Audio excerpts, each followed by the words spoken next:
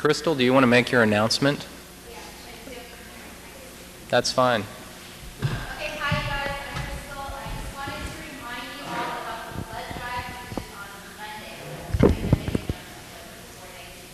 And if you haven't signed up to donate yet, and you really want to donate, can you please email me? My email address is on all the blood drive sites that are around the school. And if you don't know for sure that you want to donate, you think you might see how you feel on Monday and then stop by with me walking. So we really like it. All come and donate your blood because it's needed. Thank you. Okay, we ready?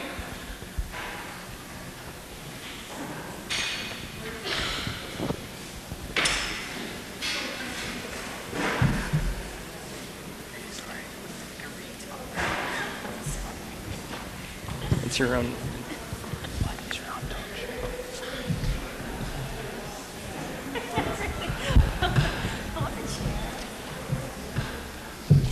Okay, great. All right, we're finally going to start. Thanks for everyone for coming. I think those of you who are here are going to really enjoy this. I'm very happy to introduce Diana Thader for the Differentiated Topographies lecture series. I think it's been a few less speakers than we had planned for, but all of them have been really to the point, I think, about a lot of the issues that the title suggests. I think Diana's work in a far-reaching way kind of talks about those things. Diana is a Californian by birth, but in 1962 she was born in San Francisco, but was raised on Long Island in New York, and took a degree from NYU in art history in 1984. In 1988, she moved to California to begin studies at Art Center in the Fine Arts program, and took her MFA in 1990. I think it was there that she, among others, studied with Stephen Prina and Jeremy Gilbert Rolfe and Mike Kelly, artists that you may know sort of in the scene in the city, but who are also incredibly well known in the international art world. And I think she continues to have critical discussions, I know, with those artists who I think are pushing beyond a kind of typical binary, I think, that we all encounter. And I want to read a quote from a paper called Skin Deep that kind of addresses that binary. I'm going to try to find the light. Artists claim to choose composition instead of content, as if the two are not one and the same thing. A willing historical amnesia has taken hold of contemporary film and video and its criticism. As a consequence, most of it is pictorially attractive while remaining entirely irrelevant to discourse. And that wide open space mentioned earlier remains mostly empty of artists and work. Much writing claims that video in the galleries and museums asks the great question that the camera implies. Yet, since many deny the simultaneity of composition and content, the critical condition that the visual world is a production of instincts, of intuition, of guts, and of speculation, and that forming a kind of compositional power, few truly pose the question, how is it that one goes about constructing a point of view? And clearly you can imagine from that paragraph that Diana is an artist who creates a force and a kind of energy with her own fearlessness of writing, of internal criticism of her own work, of posing arguments within work, something that in theory artists and even architects have been challenged to do by culture, and in certain ways, especially at the end of the 20th century, we've inherited that kind of a responsibility in a way, but not all of us always take it up, and I think Diana does. What's curious about her work as well are the myriad of issues, of which I'll only talk about a couple right here and now because the complexity of the work is incredibly sprawling. One is the issue of material, and Diana's work in video and film, which obviously has a sort of historical material component to it, a historical component at the level of narrative, of spectacle, and so forth, and she's organized her work at some level not based on or around structuralist filmmaking, but has references to structuralist filmmaking, maybe like Hollis Frampton or Ernie Gare. A kind of formalism that on the one hand now can't simply be put into the world in the same way that it was then, and Diana, I think, has to take on the idea that things must be argued in terms of content. So that leads us back to the idea of a kind of critical production, making work in which you pose the questions within the work, but to even come here tonight to make a lecture and create another critical context to openly allow criticism to ferment in a way through her words, I think is something that's necessary and quite powerful. And the most commonly misunderstood thing about this work are the issues of nature, use of animals, trained animals, for instance. I have known Diana quite a long time, and the issues of nature have been prevalent in the work for many years, and they've grown more and more intense. And the amazing thing about the work is that it does not show us again that nature is presumed to be the real condition out there, while the world that we make as humans, or as the sort of fake world, as it were, in nature is somehow always more real than we are. Nor does she present the idea that nature is more fake than our own fake world, sort of going to the other end of the spectrum to try to get rid of or produce another sort of binary or antagonism. I think I'll leave you with perhaps the question that I would ask about the work, and I think she may argue, and that is maybe nature has never existed in any capacity. So please welcome Diana Thader.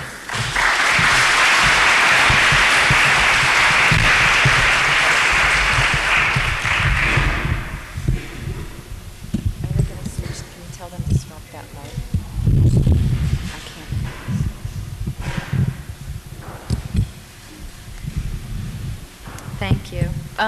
Let's see. You can turn on the small light if you want.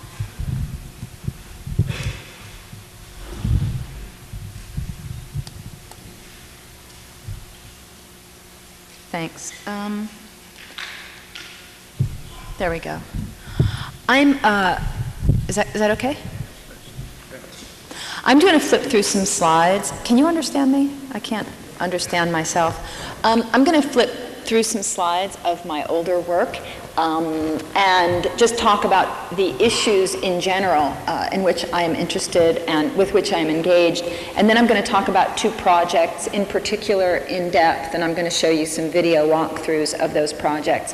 And let me say, first of all, it's very difficult to show what I do to an audience like this, because what I do is installation, and what I do is it's work that's, you know, sometimes been referred to as intermedia. In other words, it's between media. It's between sculpture and film. It's between installation and performance, something like that. So it's very difficult to explain to an audience. So it requires a lot of description, which I'll try not to bore you with, but is necessary. So I'm just going to start with very odd noise. I'm going to Now what? Oh, hello. Okay. I'm going to start with the first piece that I exhibited publicly. This piece on the right, it's a piece in a house in Pasadena, and this is a piece that I titled Up to the Lintel Bliss. The name of the architect of this particular house was Guy Bliss. It's a craftsman house in Pasadena, and it doubles as a gallery. The person who owns the house is an artist who uses his house for exhibitions. And when I first got out of school, of course, I was not known artist. I had no gallery, and like all other artists in history, a group of us graduated school together, and we decided to make our own exhibition space. So this is a show that I did in 1991, and it's basically, just going to tell you briefly, the house is filled with video projections that are projecting on the windows, and the piece is visible from outside the house. And all the projections in the windows are projections of the rooms. They're reflected images of the rooms that you would see through the windows if you look through the windows. On the left is a piece called O Fifi, 5 Days in Claude Monet's Garden. I was, right before I made this piece, I was the artist in residence at Claude Monet's house in Giverny. Oops, upside down, sorry, doesn't matter really. And these are two pieces I made while living there, and they're both speculations on Impressionism and on the optical and the visual and how relevant or irrelevant late 19th century concepts about the visual are now. And of course, they're very relevant still. Another piece I did, this is 1993, that was 1992, this is 1993. This is a piece called Abyss of Light. This is installed at the Witte de With Center for Contemporary Art in Rotterdam. This is my first solo exhibition. It's actually two solo exhibitions, myself and Stan Douglas, who actually show together quite often. The piece on the left, the photo on the left, is a photo of the exterior of the building, and you can see here on the right, the piece is installed in the room, and you can see that the windows, you're looking at the same room. So I had one whole floor of the building. This is just one room. And of course, you can see here that this is a piece made entirely with images of nature. These are three projections side by side wrapping around the corner of a room. On the left, you see that I am making the piece visible at night and during the day. I let natural light into the rooms where I work, and I make my spaces function from the outside and from the inside, and I make them function very often 24 hours a day. In other words, when you go into a work of mine during the day, the lights are usually off, the projectors are on. These pieces are all made with video projection or with video monitors. You go in, the lights are off, the projectors are on, and the space is lit by the projections. In the evening, with most of these pieces that I'm showing you, the pieces are turned off and all the lights in the space are turned on. And so if you were to pass by these buildings, pass by these spaces or these windows, they glow with the colors, in this case, of the primary colors of the video band, the primary colors of light. So you see here RGB, two examples of my use of RGB windows in a very, very simple way. Let me see. In this piece, I used the primaries and the secondary colors of the video band, yellow, cyan, green, magenta, red, and blue, to make the building in a very simple way talk about what was inside of it at all times, and to talk about the sort of totality, the sort of idea of this exhibition, of each piece. Also, you'll see with these works, I use these gels. They're all film gels. They're like Roscoe filters or Lee filters. I use materials made for the film industry, materials made to change the color and temperature of light. And I use it for exactly the same reason, but also for a different reason. I use it to make my spaces dark enough to see my work. If any of you are familiar with the history of video installation, you know that the kind of standard practice in video is to hang heavy black curtains and to paint every part of the room black. In other words, to paint all the architecture that is not part of the projection screen. Usually artists use screens, hung screens, or some kind of material as a screen. And then they paint the room black. And if you go into, say, a Bill Viola installation, while it's being put up, you'll see that the doorknobs are painted black, the electrical outlets are painted black, the floor is painted black. And if you go into one of these sorts of pieces, while it's up, you often go in with this sort of feeling of a little bit of fear and trepidation, because you walk in and it's dark and you're afraid you're going to trip and you're afraid you're going to bump into someone, and it's just incredibly theatrical. And I was working against that.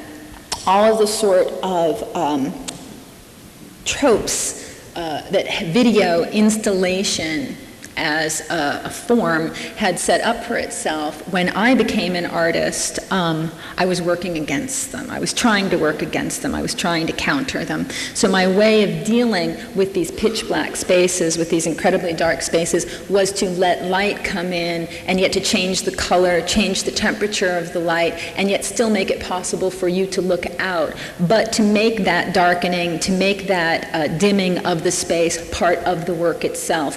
In other words, when you walk into that space, you are inside the piece. And when you look out of it, you're looking through the piece. In other words, it changes. It's just sort of this really kind of dumb, metaphor or whatever for, changing the way you see the world, or looking out at the world through the colors of the video band, thinking via this medium, thinking via the separation of light.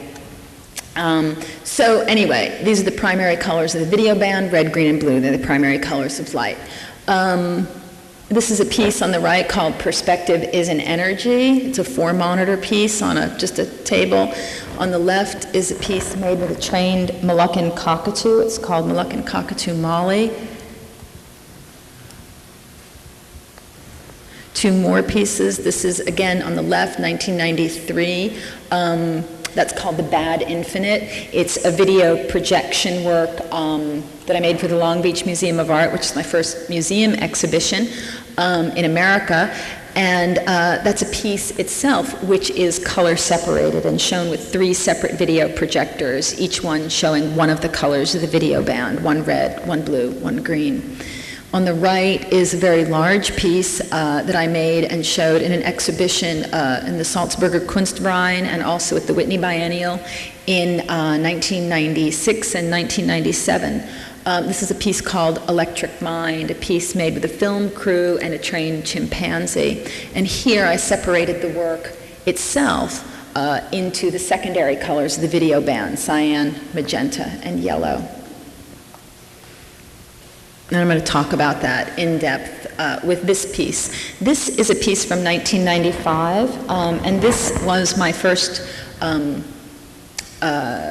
major institutional solo show in the United States. It was a very important piece for me because it was the first piece that I was given production money for. So I was allowed to actually produce something on a slightly larger scale than I had ever produced on before. This is the Renaissance Society at the University of Chicago, which is really kind of one of the best run spaces in the United States. It's run by a woman named Suzanne Ghez, who's really quite wonderful and has been very supportive to me. Suzanne invited me to make a piece for the Renaissance Society in '94, and I made this piece called China and showed it there in '95. This is a piece which is 360 degrees of video projections. The 6 projections are synchronized together and held together by a computer, so that what you see on each screen is always in sync with the other 5 screens. And again, as you saw with all the previous work, I'm not using screens, I'm using the actual walls of the spaces. And in case you're wondering, how I choose or how we form the spaces, I usually ask the exhibition space director or whoever to take down any non-structural or non-permanent walls. So I always work with the spaces with their only with their permanent architecture. So this is what's happening at the Renaissance Society. This is only the permanent architecture in the space. And of course, the Renaissance Society is a converted university space, so it's a school building. And it has this kind of weird grid on the ceiling. And because it's the University of Chicago, it's kind of neo-Gothic or neo-something. It's got these huge pitched roofs. Maybe it's like Tudor or something, I don't know. It's got these giant pitched roofs and these turrets, and it's, I don't know, it's neo everything. And so it's a very strange space. It's a rectangle with these like turrets, these octagonal bits at each end, and it's got this big pitched ceiling. Anyway, so that's what the space looks like. And so I did a 360-degree projection in that space using 6 video projectors. The piece is called China. The piece is named after the female of a mated pair of wolves whom I hired to work with on this piece. It's kind of complicated about why and how I did this, but I'll just tell you what it is. You can see, I can't stand up, so I can't really point out to you. If you look at the slide on the right, there's a yellow projection. It looks kind of black and color, the first projection on the right. And you see on the far right, our right, is a white wolf. And then over to the left is a gray wolf with a trainer. This is a piece made with a pair of trained performing wolves. The male is named Shiloh, the female is named China. These are the Disney wolves. They're the wolves who played White Fang and his mate, and they also played White Fang 2. They did the sequel. And China right now is, I think she's in a car commercial. She's kind of fabulous. She's an Arctic wolf. Shiloh is a gray wolf or a timber wolf. This is, oh, thank you. That's so great. How does that work? Where does the button that turns it on? Okay, so there's Shiloh, there's China, I'm sorry, and there's Shiloh and a trainer. Now, if you look at this photograph, you can see that the same thing is happening on every screen. Here's China and there's Shiloh. I can't tell who that is. There's China. Oh, there's another trainer. That's a different photograph, so it's not going to be the same. What happened, I shot this piece. I projected this piece in 360 degrees. I shot this piece in 360 degrees. In all of my work, the way I shoot and the way I install are, I see them as analogous to one another. They're a pair of things. The shoot, the installation, to me are a pair. A pair of things is, another pair is the space that I shoot in and the space in which I install. Those two things are a pair. There's another pair of things. There's the crew and myself and the wolves, and then there is the viewer, or there are the viewers. And these are sorts of pairs of things that I work with when I conceive of my work. And I always conceive of the work in terms of simultaneous ideas about how I'm going to shoot and how I'm going to install, what kind of space I'll shoot in, what kind of space I'll install in, or what kind of space I will make the installation be, what kind of space I will form. What kinds of relationships will occur among the crew and the wolves in terms of a subject-object relationship, and what kind of relationship will occur in the space between the viewer and the work of art. Again, a subject-object relationship. And how I want to work with these, and where I want to insert openings, where I want to open these kinds of relationships up. But again, I work with them, I conceive of them as these pairs of things. So, I shot this piece in 360 degrees. I shot it with 6 cameras laid out in an arena, a training arena, where these wolves work and train. I always work with trained animals or wild animals or, cared for animals in the spaces where they actually live. So this is the training arena where Shiloh and China train. In that arena, I laid out 6 cameras in a circle, and then we brought the wolves, the 2 wolves, to the center of the circle. And they came with their trainers, who, unbeknownst to me, were identically dressed sisters. And I didn't know that, but it was very fortuitous. I mean, that's kind of what this piece was about. And here came these 2 identical women trainers. They brought the wolves to the center of the circle. I had my crew, each camera facing another one. these pairs of cameras looking at one another across this circle, which was about, I think, about 60 feet in diameter. And the trainers asked me, once they got the wolves out there, they said, well, what do you want them to do? And I said, well, I want them to stand still. No, I said, well, what's the hardest thing for a wolf to do? And they said, stand still, which is absolutely true. If you ever see a wolf in a zoo, which is very unfortunate, if you have the opportunity to see a wolf in the wild, they never stand still unless they're about to attack, unless they're about to pounce on something. They move constantly, they're in constant motion, so it's very difficult to get a wolf to stand still. So that's what we did. And there ensued this sort of 3-hour performance where these camera people all stayed completely stationary behind their cameras, just occasionally looking through the eyepiece, keeping their cameras completely immobile, while the trainers endeavored to get the wolves to stand still. And that's what's installed in this space. And the 6 cameras, this is really hard. When you shoot with 6 cameras across a circle, right, you're shooting a 360-degree pan. You're making a 360-degree image. When you take 6 video projectors and you put those 6 video projectors on the floor and you project out, what you're doing is you're inverting. I've inverted the circle.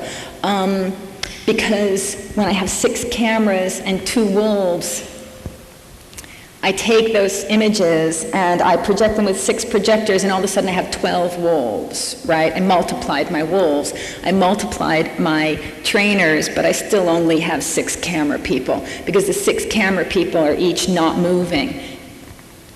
And each camera person is only visible to the opposite camera because they're on the outside of the circle. But the wolves are in the center, so the wolves become multiple. The wolves become multiplied. And when the wolves move, they define the circle. So what happened with this piece, and the reason it's called China, is because Shiloh, the male wolf, is a very well-trained wolf, and he did play the lead. He was the lead white fang. And if you work in animal wrangling, that's a really important thing, to be the lead white fang. So China is a very badly behaved and kind of wonderful wolf. So Shiloh, for the most part, kept trying to stand still in dead center of this circle, while China ran around and around the outside of the circle, bothering all the camera people. She stole our lunch. She untied somebody's shoes. She was grabbing everybody's jackets and yanking on them. Sorry, I just made like a big sound effect. It's like Foley. And so China circumnavigates the circle for a large part of the piece. And she defines it, and she moves. As she moves around the circle, she moves from one screen to another. So for a long time, there's only one China, this white wolf defining the outside of the space, while in the center, Shiloh stands, and of course, there are 6 of him. It's kind of complicated to explain how it works. Now, the 6 images I divided into the 6 colors that I've been talking about: red, green, blue, the primary colors of video, and then the secondaries, cyan, magenta, and yellow. And I projected them around the room in the colors of the video band, so that as a band of images, they also spoke about the video band, about the color combinations, about the way color is made in video. And they talk about the machinery. And you can see as well in this image that all of the equipment is on the floor, all of the wiring is on the floor, everything is left out, everything is visible. Again, in video installation, one of the tropes, unless you're Bruce Nauman, which is the person I was lifting, from whom I was lifting when I did this, the standard in video installation is to hide the equipment, to bury the equipment in the walls and in closets. And I looked at the work of Nauman, and I looked at the work of the structuralist filmmakers, where film projectors during projection pieces, while films were being projected, were actually put in the room with the audience so that you could hear the projectors, you could hear the machines, you could be conscious of what was creating the image which you were watching. So I wanted the audience to be conscious of that. And as well, I don't use sound in my work because the projection equipment itself makes sound. And I wanted the audience to be conscious of that. And I didn't want to use sound in a way which it's so often used, which is to to remove the audience from that space and from that time. The point about my work is this space, this time, here and now, what is happening between you and a work of art. As well, you can see in the space that all of the windows are open. And you can look out of this room into the campus at the school. And the point of that, again, I had to darken it because, of course, there was too much light for you to see these video projections. So I used neutral density filters, which is kind of like, it just stops down the light. So I stopped down the light like 8 stops. But you could look through these windows and you can see the trees outside and you can see people. It's quite high up, so you'd have to look down and get this sort of bird's eye view of this campus. But again, the point being the real world and the projected world simultaneously. And you can see in this piece that I project right over the windows. The windows break up the image, bits of image are missing, but the image is not primary in my work. It's the space that's primary. It's the experience of the space that's primary. The image is just there to sculpt the space, to deal with depth, to project. It's to talk about this idea of projecting into something and something which projects out at you. But you are always supposed to be conscious of who you are, where you are, and what kind of activity you are engaged in.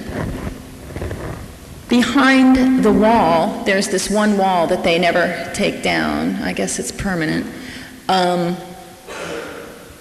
I reconfigured this entire installation on 2 video monitors. I work with installation, I work with projections, and then I work also with video monitors. When I work with installation, I'm trying to work with space and with scale, and with sculpting space and with changing scale, making the audience conscious of scale. When I work with monitors, I'm working very specifically with time, editing structures, slow motion, fast motion, all the ways in which time can be broken down in order to make you, the viewer, conscious of it. I'm going to talk more about that in a second. That's a still from China, and you can see what I was talking about. 1 camera person, dead center, 1 camera. 2 wolves, 2 identically dressed trainers. You can set the video up, please. The first one, it's in a plastic case. This is another installation of China. In this space, you can see instead of using the neutral density gray filters, I used color band. And this is an installation of monitor pieces that go with China. So you can turn these off, I think. Yeah. You can turn them off and we can look at the video. Now I'm going to talk through this.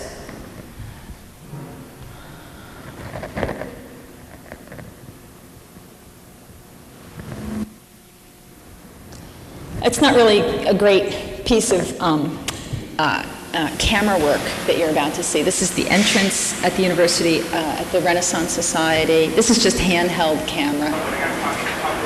Now, the beginning of China, the beginning of the installation, and the work is not narrative, and I should say that right off the bat. There really is no beginning, no middle, and no end, but I do deal with the ideas of beginnings, of middles, and of ends. In other words, I do deal with narrative ideas without trying to make narratives in the work. So you can walk into this work at any point. The beginning is the setting up of the cameras. And it's all of the cameras in slow motion, so you see the images upside down, kind of swirling sideways, as the camera people take the cameras out of the bags, set them on the tripods, and lock them down. It is, of course, not actually the beginning. It's actually the end run backward. So it's this little idea about circularity once again. So it's actually the people unscrewing, unlocking the cameras, taking them off the tripods and putting them in the camera cases. And I just ran it backward. And the only indication of that is that in one of these shots, China runs through, and she runs through backward. So the beginning is in full color.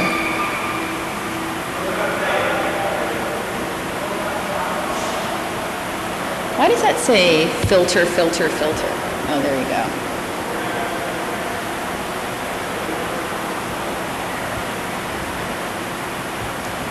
Once all the cameras are set up and in place and the arena itself is defined as the space around you, so once you can stand in the center of this room and see the entire arena continuously around you, in other words,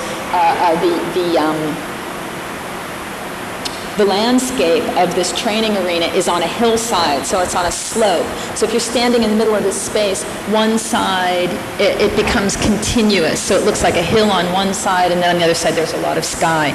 So once it's all in place, and you see the 6 camera people, then it switches into the 6 colors of the video band, and the performance begins. The performance with these 2 trained wolves. Now, in this work, I used every single piece of footage that was shot, and I had to work with it until it was all done. So this work, China and the monitor pieces that accompany it, if you watch them all, you'll see every single thing that happened that day until the cameras were taken down and put away. It's another kind of structuralist device about narrative and breaking down ideas of narrative and reconstructing new ideas of narrative. What kind of time is being portrayed? And what concept of time is in place here? The reason I worked with these wolves, I didn't just pick this like arbitrarily. I have always worked, and you've seen in a lot of these pieces I've shown you, with ideas of nature, and I work with all kinds of ideas about nature, with nature, so-called wild landscapes, nature as it seems to exist, out there, wild animals, forests, cliffs, mountains, etc.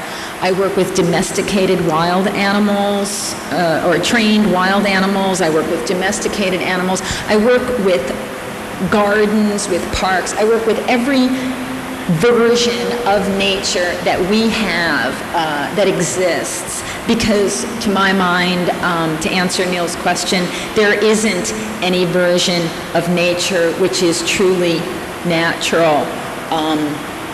They are all reflections of humanity, of the social in one way or another. And all of these pieces that I make are about examining what kinds of conditions produced this aberration. So here you have 2 trained wolves who are trained to act like wolves on command. China and Shiloh aren't circus animals. They don't stand on their hind legs and dance.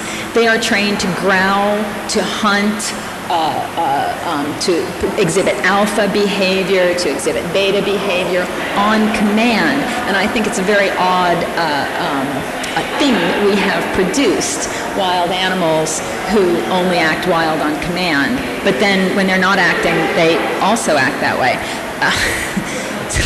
So anyway, I was really interested in this. I was also interested in it because wolves are the first animals domesticated by human beings. Wolves are present in some of our earliest myths and some of our most important fairy tales.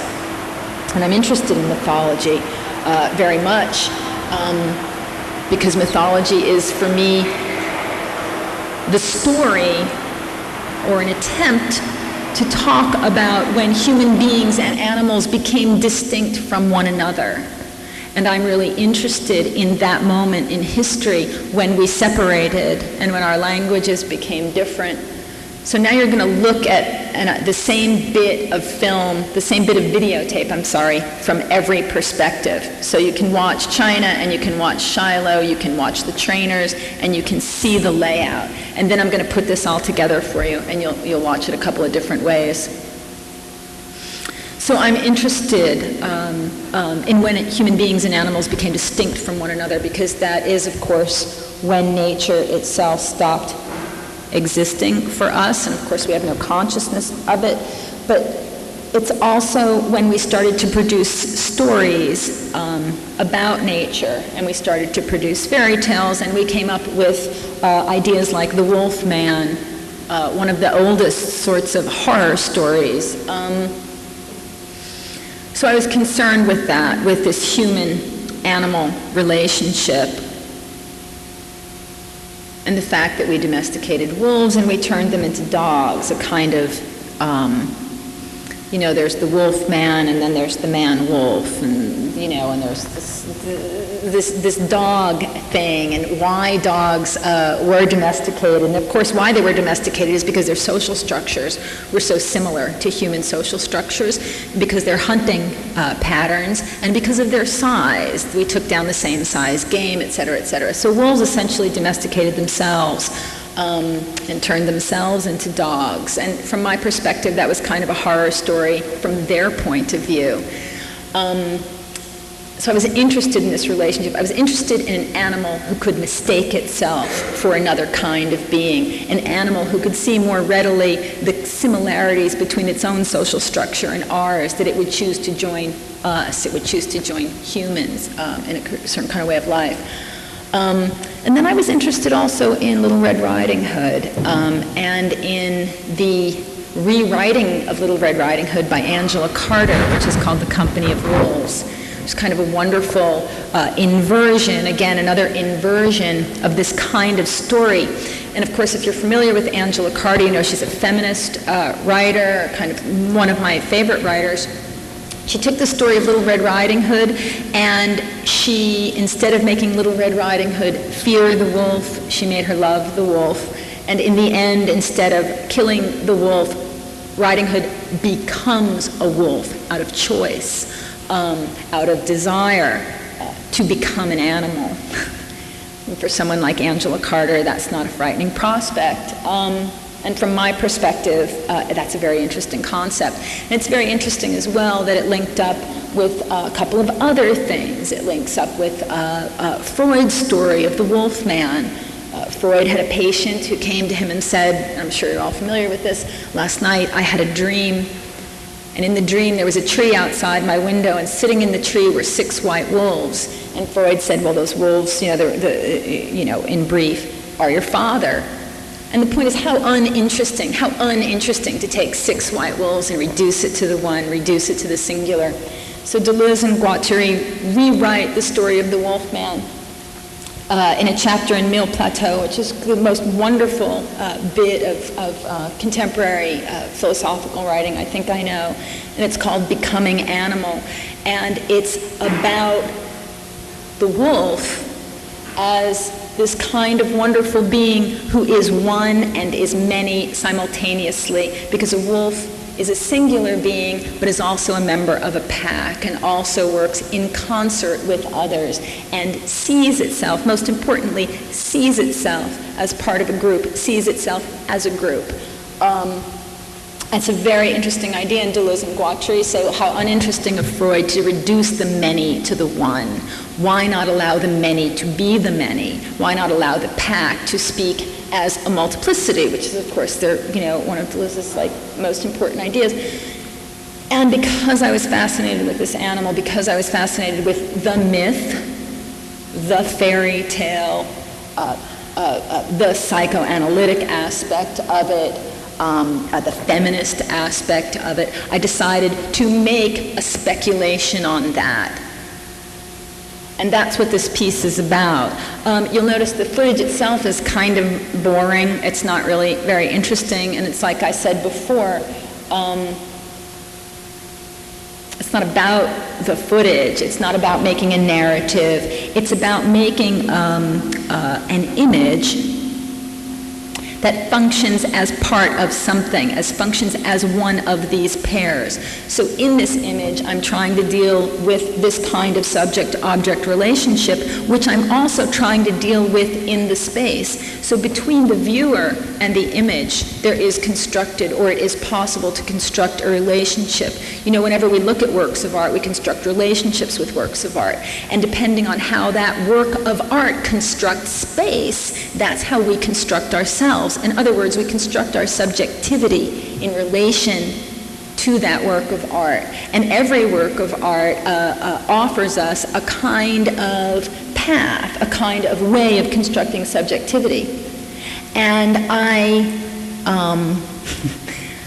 was interested and am interested in the fact that one-point perspective was pretty much, not abandoned, but negated or seen through by non-objective painting in the 20th century, and yet film, video, and photography, of course, completely reconstruct one-point perspective. And so I was interested in deconstructing one-point perspective, because to my mind, one of the problems with the way we construct our subjectivity is that we construct it in relation to images built in one-point perspective. So I wanted to blow up my images and to make these kind of reversing cones and multiple cones and like really force this perspective and make it fall apart. And you can see that's what's happening here. I'm going from camera to camera, around and around the circle, one frame at a time. So you're essentially seeing cuts that are too fast. Now I'm going to slow it down and you can see what's actually happening. It's really, not very interesting what's happening. What's interesting is what happens in space. What's interesting is the space that you're in when you watch this. It's interesting to look through the wolves and see the trees of the campus and see the clouds and see the sun. It's interesting to see other people in the room sharing the space with you. It's interesting to interrupt the images. It's interesting if you go and stand in the center of it, you're in every image, or you can just be in one. Can you turn up the volume on this? Because I'm going to show you guys a sound piece. I was asked to make the ad for the 1995 Whitney Biennial that was going to go on MTV, and I had just made this piece, and so I hired a composer, a musician, to turn all the live sound from this piece into an ad for the piece. So this is what this is. Oh my goodness, his feet.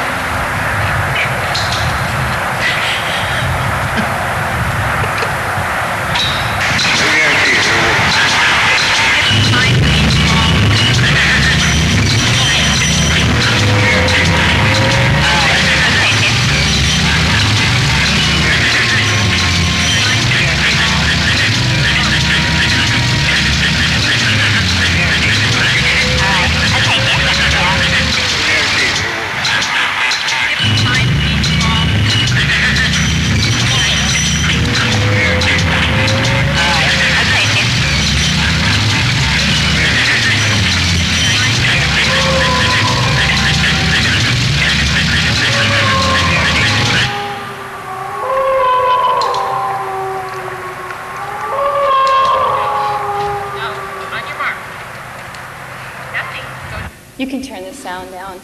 All the sound in that was made out of the live sound that was present on the shoot. So the bass, that kind of big bass you hear is, that's a baby leopard purring.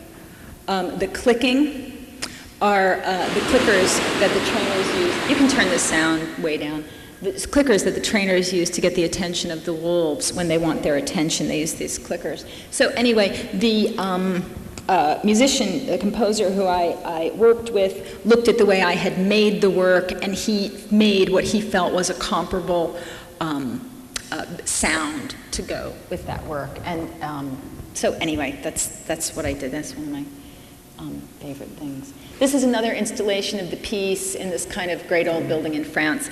But we can stop the video now. I should show you something else. I'm trying to think of what else I can say about China. I mean, it's a really complicated piece, and it has within it, and the reason I choose to talk about it is because it has within it all of my interests. You know, it has all of these ideas about mythology and fable and fairy tales and the places where those things and art, you know, run into one another. You know, if what I am trying to make as an artist are these things that are in some way bring about, transcendence in a certain way when you're inside of the space, and a transcendence, a kind of transformation which is here and is now. I'm trying to make work which is about this kind of fully intensified present, like intensifying the present that you inhabit through the use of space, through the use of time. And of course, time and space, being those two things within which we continuously exist, are the two most difficult things to make someone conscious of. So I'm using every bit, every trick I have, every trope I can think of to make you, the viewer, conscious of the time and the space that you're in. Because to me, that's what transcendence and that's what transformation, are really about. They're about expansion and contraction simultaneously, right? And that's what I'm trying to make happen in that space. This is the second piece I'm going to talk about. This is called Broken Circle. And this is a piece that I made in 1997 for the Münster Sculpture Project. And this is in Münster, Germany. This is a show which is a companion show to Documenta, and it happens every 10 years. Documenta happens every 5 years in Kassel. And Münster, I don't know, it's like an hour or two away by train. And every 10 years, the Münster Sculpture Project happens. The Münster Sculpture Project is a huge outdoor sculpture show. And I was invited to go do this show.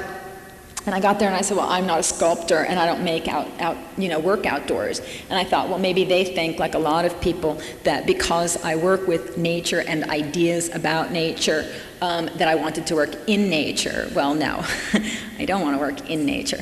I want to speculate, I want to speculate on it inside, the art space. I want to speculate on nature as an image.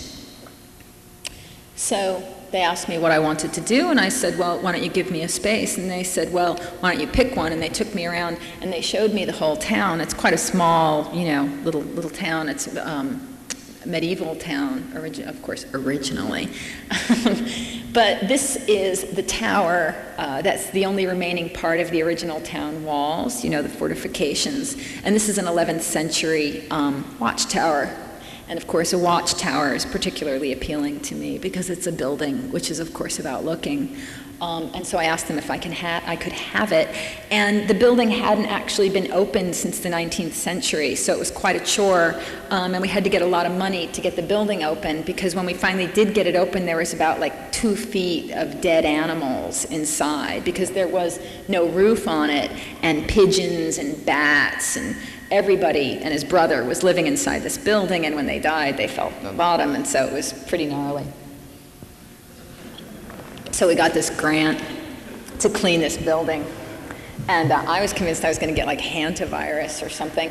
So anyway, we got this grant, we cleaned this building, and they reinforced the floors and the stairs, which were just these wood things, and they're just almost ladders, but not quite. They're very, very steep. And so then I made this installation in this building, and it is again an installation which deals with circularity.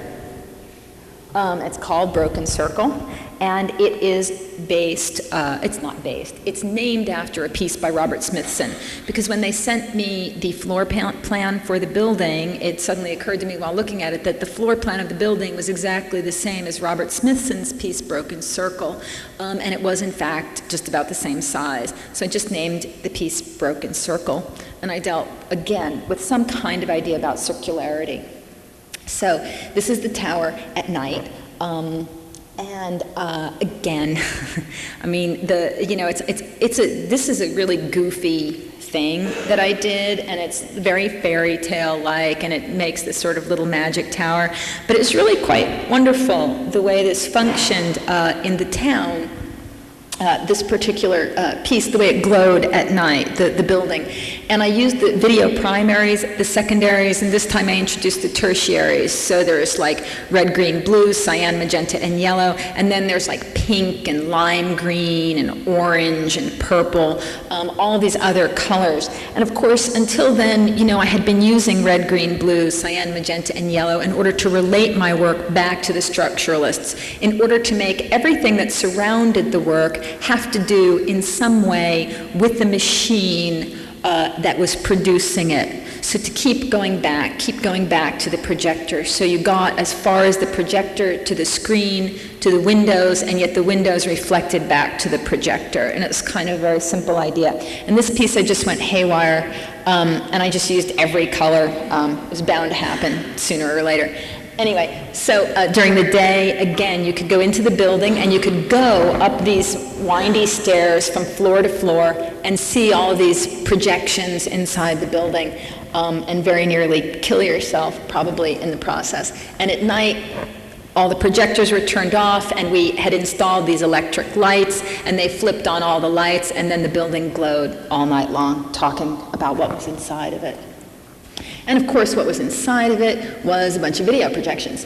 And what happens in this building is on each floor there's a projection, there's one or two projections, and as you go from floor to floor, you move through the piece from the beginning to the end. So this piece was about trying to make the space a narrative space, and to make you physically move through something from beginning to end. So on the first floor, what's the first thing? Yes, I feel like I'm a teacher. The first thing is the countdown. So there's the video countdown, and then there's the title sequence. Then on the second floor, and again, these casements, you know, obviously the building is like the walls are like 3 feet thick. So these casements for the windows are quite thick and very dramatic, and they end up glowing with the colors that I've colored the windows.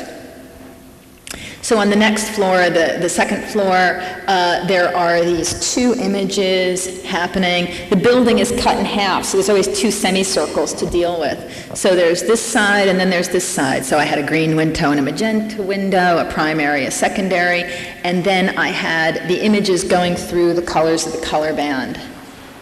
The next floor, there were no windows, and so I made a very large semicircular double projection that dissolved into itself at the center. So it's a mirror projection. On the next floor is the end, which is in full color and has the final credits. And on the next floor is a monitor that shows you how we made the piece. Now this, some people would think was the last floor, and that this was the end, but it's not the last floor because you have to turn around and walk back through the piece. So you walked up through the piece from beginning to middle, and this for me is actually the middle, and now you turn around and you go back with all that you know, having been through this space. And what is the image of? The image is of a herd of horses galloping around and around and around. Munster is in Westphalia. Westphalia is famous for its horses, which of course I didn't know till I went there. I went there and I said, what is Westphalia famous for? And they said, Westphalia is famous for its horses. And I said, oh, well, that's great. And because everyone thinks I'm an animal nut, they took me to see the last surviving herd of wild European horses. And of course, they're not wild, they're feral. But descendant from a line of Icelandic ponies, I guess, who live in Westphalia. And people from veterinarians, I guess, from all over the world come to see these Westphalian ponies because they're the only remaining, I mean, nothing is wild in Europe anymore. Nothing is wild anywhere. But there's this herd of wild horses, you know, so everybody comes to see them. And they're all dun colored. They're all kind of a light brown. So they asked me if I would make a piece with their herd of wild horses, and I said, yes, but I'll just hire, you know, a herd to play them. So I came back to California, and I hired a herd of horses who play a herd of horses in the movies, right? So this is a herd of horses who plays a herd of horses. And the Germans were very upset that I didn't want to use their horses. But I was happy because my horses are all different colors, and their horses were all the same color. And then just because they were so mad, I threw in some mules, because I knew that the Germans would really not like the mixing of horses with the mules. So anyway, so I threw in some mules just for fun. And this is the camera setup, and it's complicated, synchronized camera setup, and this is the crew, and everybody's working. Let me see. Okay, can you put up the video now? It's the second videotape right from the beginning. So now I'm just going to give you the video walkthrough of Broken Circle and tell you why I did what I did.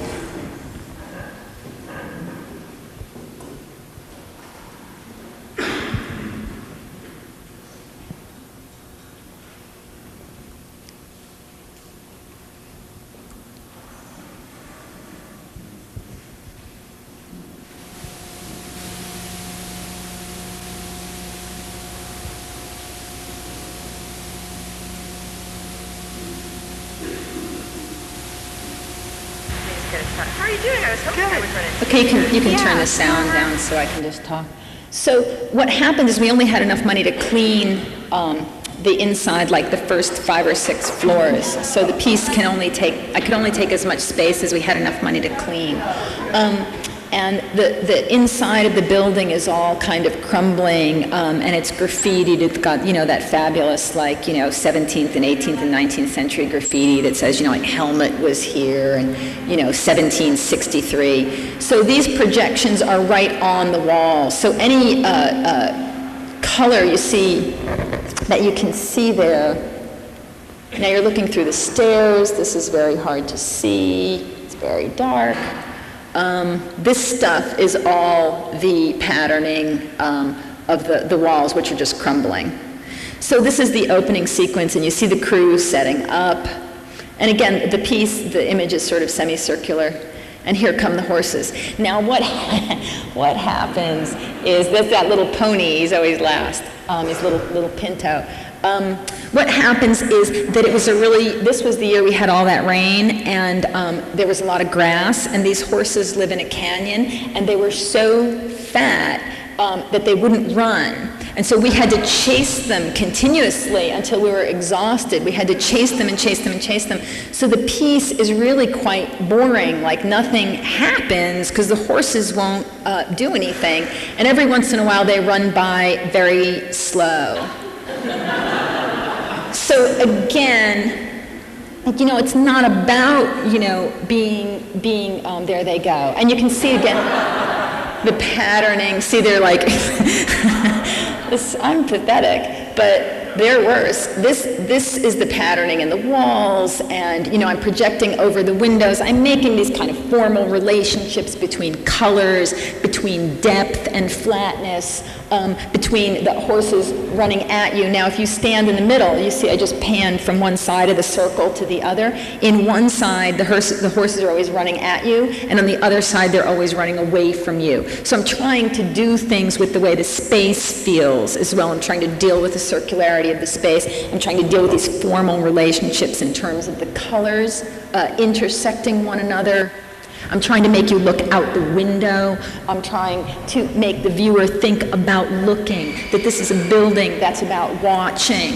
It's about looking out. It's about distance. It's about the distance. And I'm trying to kind of bring this foreground and this distance together with a kind of fiction about distance. I was trying to think about, if I lived here in the 13th century and I looked out these windows, what might I see? Well, I might see some kind of a John Ford-esque, or more appropriately, a Kurosawa-esque, the kind of medieval Western. I might see something like that, the European version of that. I might see a herd of horses galloping toward me. I might see something dramatic like that. So I tried to put inside the building my dramatization of what kind of fiction this building produced for me.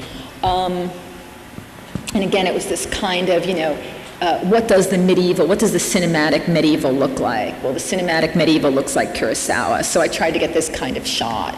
But it doesn't look anything like that because it's always a failure, but that was just the sort of cinematic idea. Again, there's the patterning in the walls. You're looking between the staircase, which is just built with, I don't know, whatever 2x4s, or something like that. And everything is broken up, everything is divided. Every time you see the images and the windows, they're cut off by something else because the space inside is actually quite tight. So it's all about angles, looking from angles. It's all about perspectives where you see a part of an image and a glowing window. It's very hard to see. So this is, again, an image which is wrapping around the curve of a wall. And the horses are running away from you.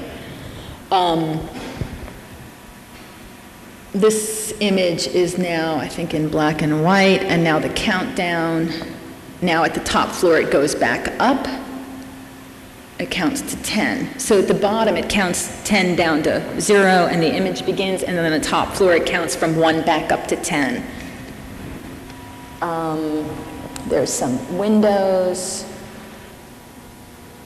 So anyway, I wanted these horses to be defining a space in which they were performing, this canyon in which they live in California, and to be defining the inside of this tower, to be wrapping around this tower, to be intersecting with an image of the real world, with a kind of this like framed image. I'm using the colors to frame the image. This is the monitor now. You're watching on the monitor is 16 millimeter film. Oh, that's a really good shot. That's the tower at night. I'm sorry, that's a bad shot. But you've already seen a picture of it. So I wanted the horses to be performing this kind of spatializing movement. And then I wanted the viewer as well to be performing a kind of spatializing movement or a kind of narrativizing movement. So the viewer, when she would walk up those stairs, from space to space, would be moving through the piece in time while the piece opens up around you in fictive space and in real space. Again, trying to make the viewer conscious of his or her space and his or her time while she or he is inhabiting it right then, right there, looking in and looking out, walking through. And now you see the actual footage and you can see how kind of dull. That guy just got thrown off his horse. So it's kind of dull. And sometimes people who don't see my work think that I'm making spectacular images, and that is not what I am trying to do at all. I am completely anti-spectacle, and I'm trying to, I think that the spectacle is really a problem in contemporary art because it's very easy to make images which are superficially attractive and or beautiful, and I hesitate to use that word when talking about a lot of this work. But it's really hard to give art meaning, or to make art make meaning, or to make art which has the ability to make meaning. And that's the hardest thing to do. And it's not possible, from my perspective, for spectacle to have a kind of meaning other than a kind of political meaning about spectacle itself, about repression itself. I'm trying to make work which undermines that, and hence all of my attempts to undermine the conditions of contemporary video installation, which I believe I'm chipping away at. I was trying to, when I started making my work, to return to the conditions of earlier video making, the condition of 60s and 70s video making, when the apparatus was of primary importance because the video artists were coming directly out of experimental filmmaking, and experimental filmmaking had just at that moment discovered its apparatus. And experimental filmmaking in the 60s and the 70s in the United States and Canada was almost completely about the apparatus. It was almost completely self-referential. It's, of course, what we call structuralist film. And I was attempting, and video artists came right out of there. Nam June Paik and Wolf Estelle and, you know, Bruce Nauman, all these people who were making early video were these kinds of conceptual artists. Oh, that's a great bit. It doesn't look that good right here. You have to have it on Laserdisc. Anyway, that's my name written in the grass. It's my title. It's like really bad, you can't even read it. All of those artists were these kinds of conceptual artists who were coming out of ideas, who were working with ideas about structuralist film. And they made work which was self-referential, which was based in the apparatus, which was not based on narrative or on effect. It was based on the physical experience of the apparatus itself. So the filmmaker experiencing the camera, experiencing the space, and the viewer experiencing the projector and the projection. Oh, and that's me. And the crew, and I'm telling everybody what to do, and this is the end. I think we have to wait for the very last horse, because we're still waiting. I'm telling everybody, oh, we're still waiting. Are you all ready? Now, I think somebody else rides by. But he runs by. Oh, I see. No, we have, the horses are about to come. There's the rider. The horses only follow this rider. So then here come the horses. And then we have to wait for the very last one to go by. And I think that would be the end.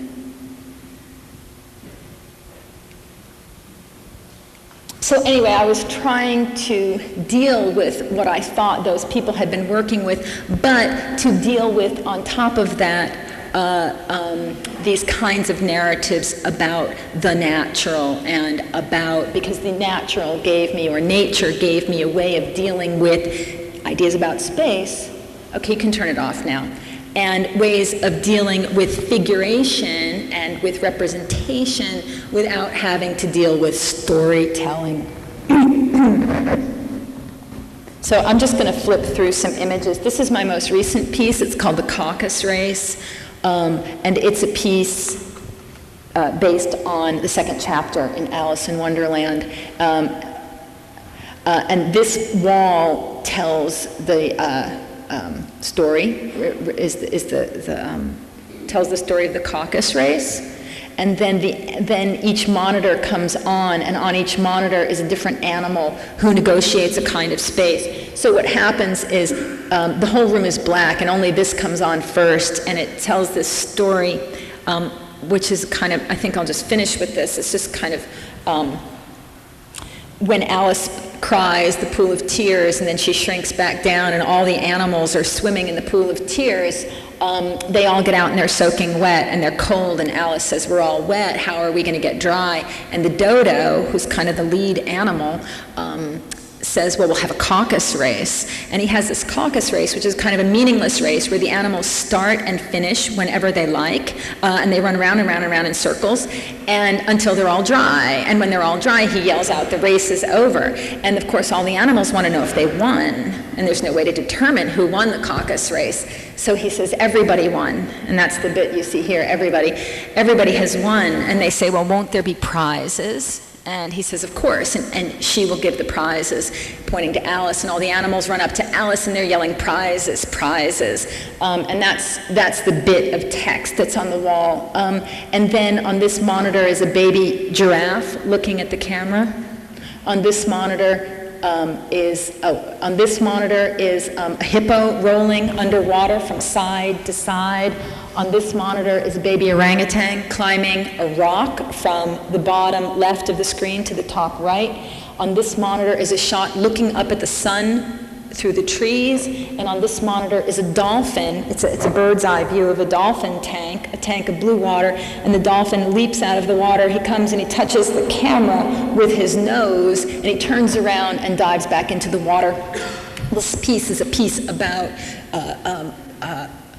making a work of art make space function in a very particular way. This text comes out at you, This animal looks flat at you. This animal rolls from side to side. This animal climbs from left to right. Now I look up at the sun, and now I look down at the water. And it happens sequentially. So this takes about a minute. Each one takes about a minute. And when this one is done, so everything is black. This one is on. Then when this is done, everything is black, this one comes on. Everything is black. When it's done, this one comes on. So each one takes a turn, and it goes around the room like that.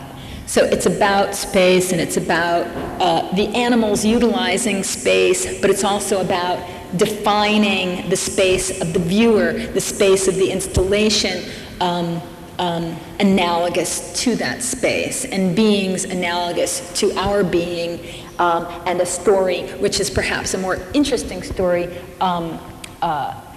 about not having a beginning and not having an end and having it not matter, and having that be a more interesting story than the one which I believe works of art usually tell us. So anyway, this is what I do. I'll show you some more pictures. That's the Museum of Modern Art. That's a zebra. That's a piece at the Schindler, at the Mack Center, at the Schindler House, kind of a nice house. This is a piece in my studio with trained horses from medieval times. That's at the Schindler House. That's backwards. That's also at the Schindler House.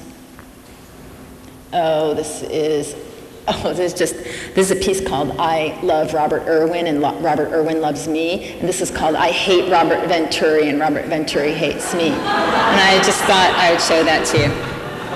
So anyway, that's really, I hope I've explained it.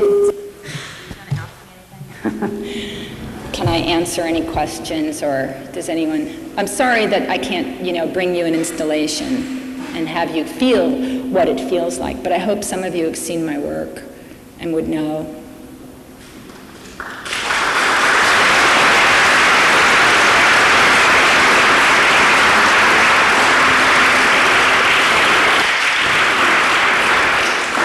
Any questions? Yeah. I know it's hard to tell without being there, but can you hear me? Yeah, I'm trying to. I know it's difficult without being in this space. I'm curious because you explained so much that's very complex. I know. And I'm curious, as a viewer, how much, I don't understand it's to do so in work, but as a viewer, how much do you expect people to get on their own when wall text is supporting that? No. How much are you not talking about you want to There's no wall text because it's usually too dark, and I work in really weird spaces. No, there's usually no wall text. Sometimes at a museum they'll put up a wall text. I do write a lot. I don't expect people to know all the things that I have told you, but I do, because all of those things are, they're like, displacements. I'm like, I expect them to feel, to experience, to look, and to think about looking.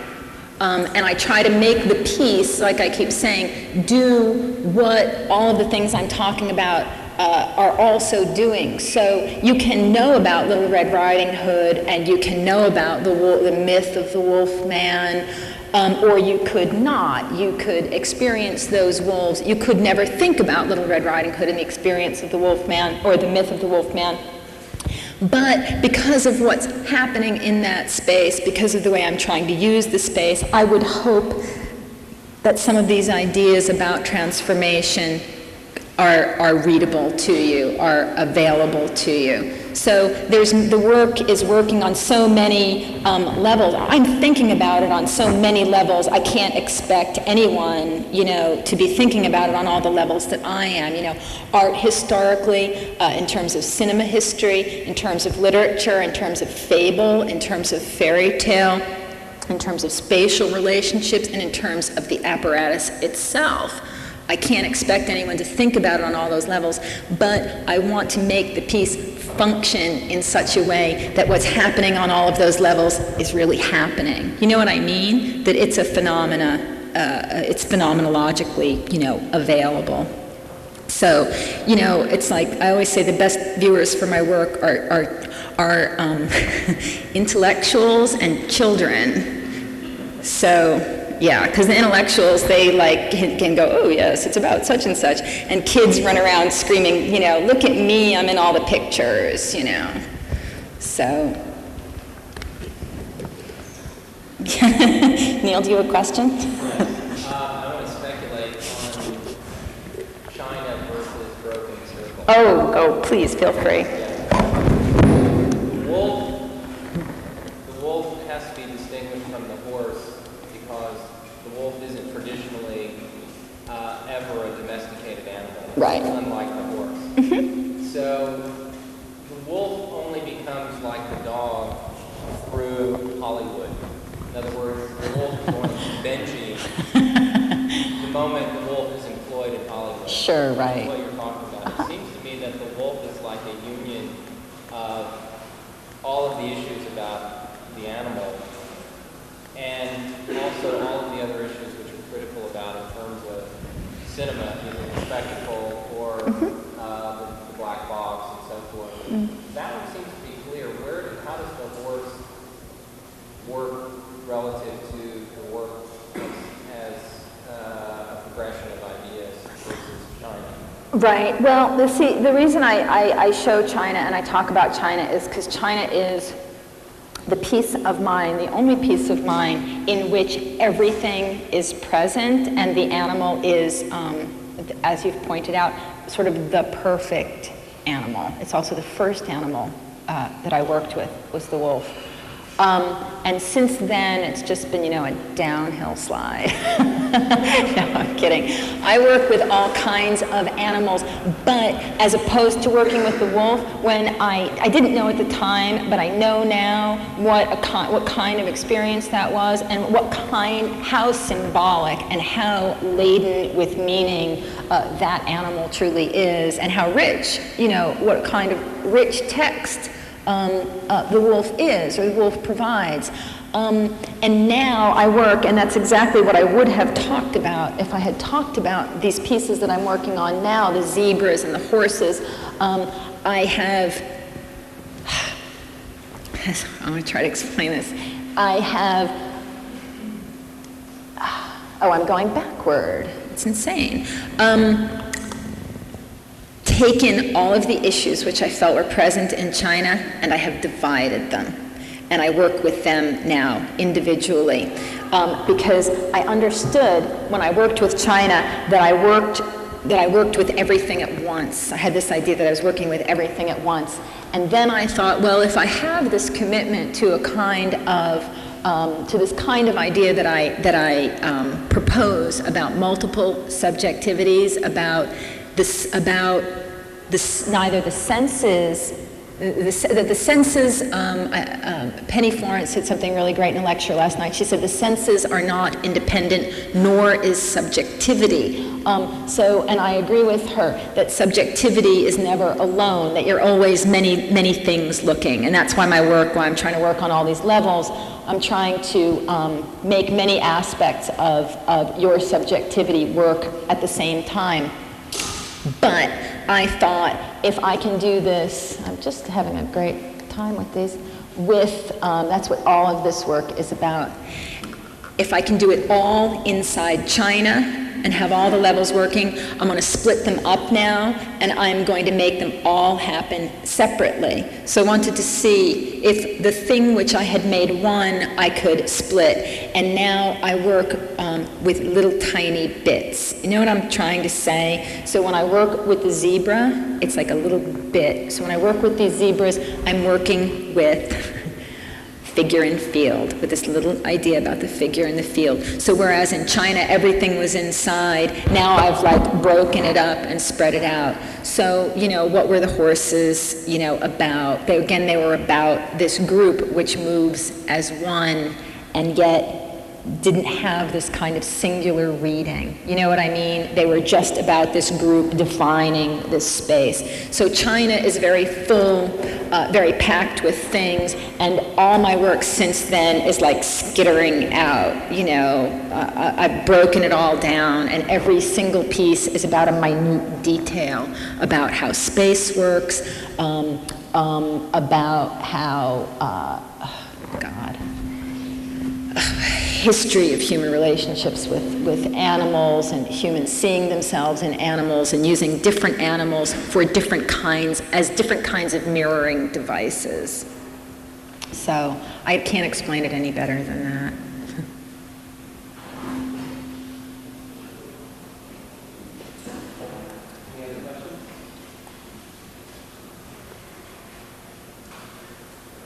Okay. Thank you.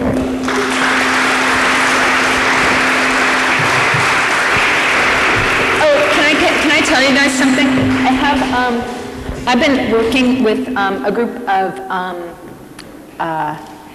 DJs on live video and music performance, and it's going to take place on April 8th and 9th, and I brought the posters if you guys are interested in coming. It's on a sound stage, and it's a completely constructed environment with 360 degrees of live edited video, and 3 DJs, turntables, et cetera, et cetera. So if you guys are interested, I brought these, and maybe you'd like to come.